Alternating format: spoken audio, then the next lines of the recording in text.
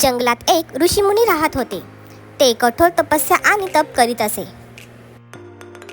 कठोर तपमुळे त्यांना खूपच सिद्धी प्राप्त झाली होती. लोकांच्या भल्यासाठी त्यांनी बरेचसे कार्य केले होते. एक दिवस ऋषी जंगलात तपस्या करत होते. त्याच वेळी एक उंदीर त्यांच्याकडे धावत आला आणि ऋषींकडे तो मदत मागू लागला. तो ऋषीला म्हणाला की प्लीज माझी मदत करा. माझ्या मागे एक मांजर लागली आहे. ती मला खाऊन टाकेल.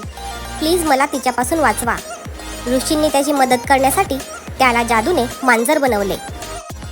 त्यामुळे त्या मांजरीपासून त्या उंदराचा जीव वाचला. काही दिवसांनंतर तो उंदीर परत ऋषींकडे आला.